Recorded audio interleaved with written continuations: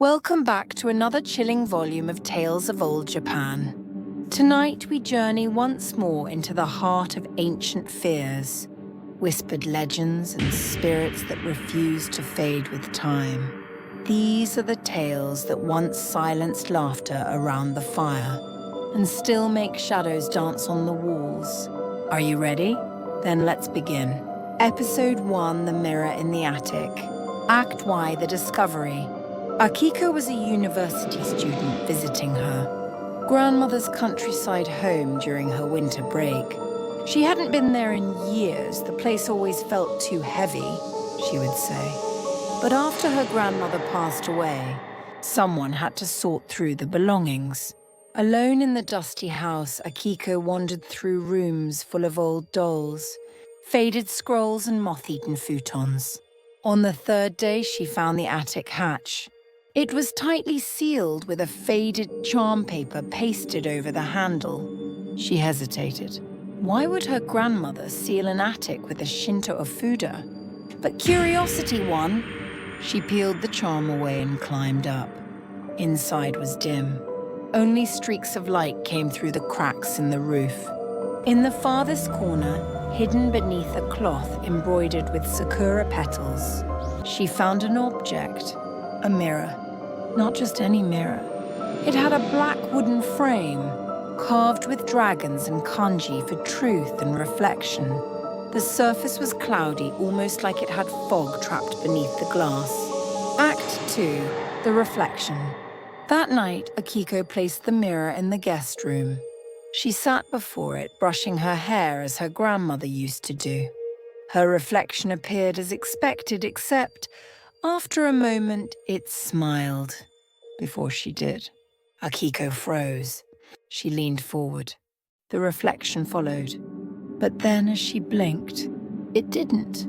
It stared back, eyes glinting. Then it mouthed something, a word she couldn't hear but somehow understood. Stay. Act 3, The Changes. Days passed. Akiko began to feel off. Her dreams grew more vivid. She was floating or falling, always watched by her mirror self. She stopped eating. She forgot to call home. Her phone battery was always dead, even freshly charged. The townsfolk started noticing her at odd hours, walking the streets barefoot, smiling strangely. But Akiko had no memory of going out. Then came the night when she woke in the hallway. In her hands, she held the mirror. And it was whispering, "You're better like this. You're free in here. Just stay. Give me the shell, and I'll give you peace." Act 4, The Swap. Realizing something was horribly wrong, Akiko ran to the attic. She wanted to destroy the mirror, but the attic was no longer dark.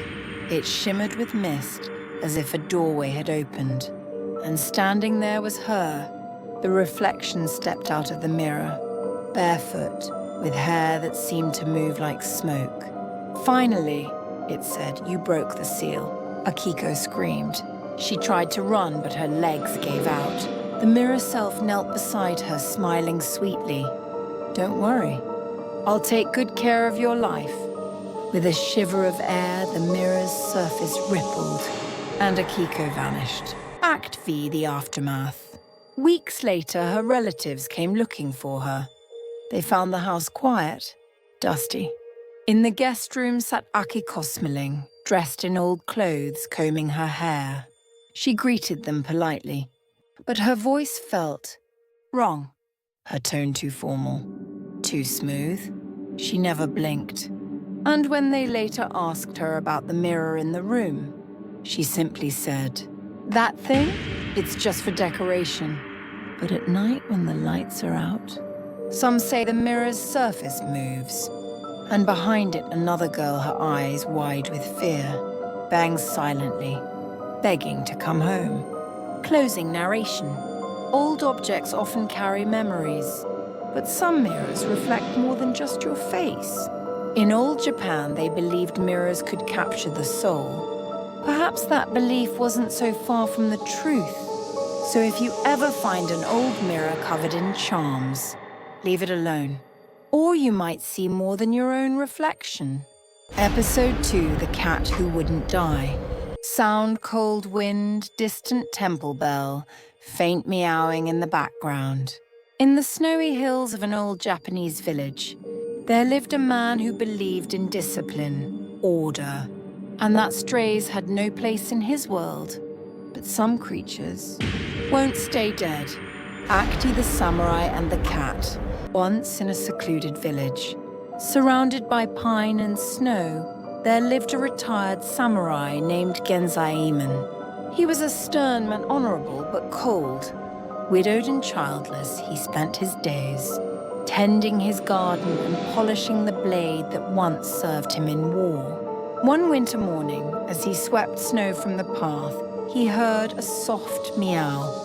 There on his porch sat a black cat, its fur matted, its tail curled neatly around its feet.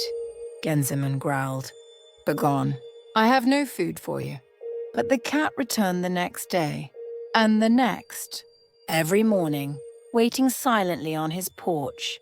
After a week, Genzaemon's patience broke. He grabbed his bamboo broom and struck the cat with full force. It yowled, twisted, and vanished into the trees. Satisfied, he returned inside. That night, he dreamed of scratching. Sounds sharp and close, as if something were clawing at the walls from inside. Act 2, The Return. The next morning, Genzaemon opened his door and froze. There sat the same black cat, its eyes locked onto his. Its fur was unmarked. No wound, no fear. He slammed the door. But each morning it returned, sometimes with fresh footprints in the snow, sometimes with none at all. At night, the scratching grew louder. He tried poison in fish. The fish remained untouched. He set traps. The traps were triggered but empty. Then one night, as he drank sake near his hearth, he heard it.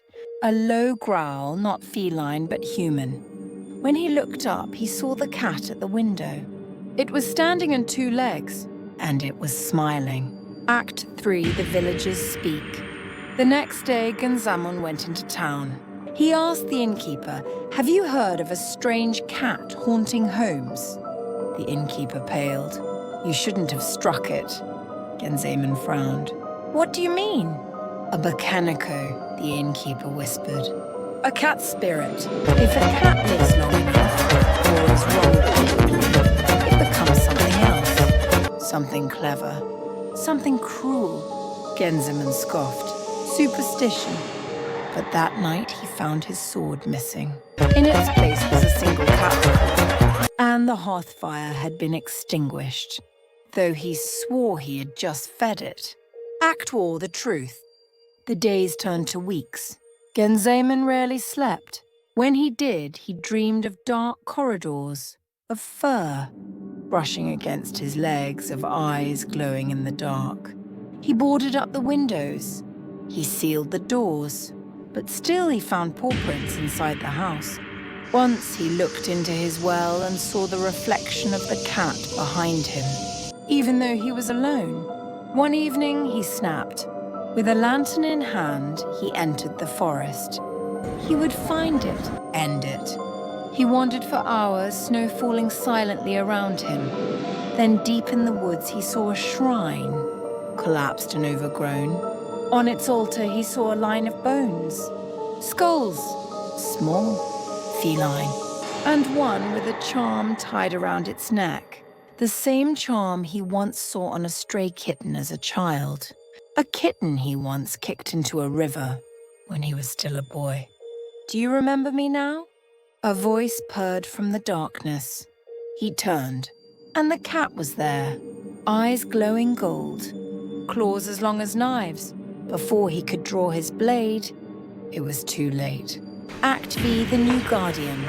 The villagers noticed that Genzaemon hadn't been seen for weeks. They climbed the hill to his home. The door was open. The rooms were still, but everything was covered in claw marks, walls, doors, tatami. In the center of the room, on a silk cushion, sat a black cat. It watched them quietly, tail flicking. One villager stepped forward. "He's gone," he murmured.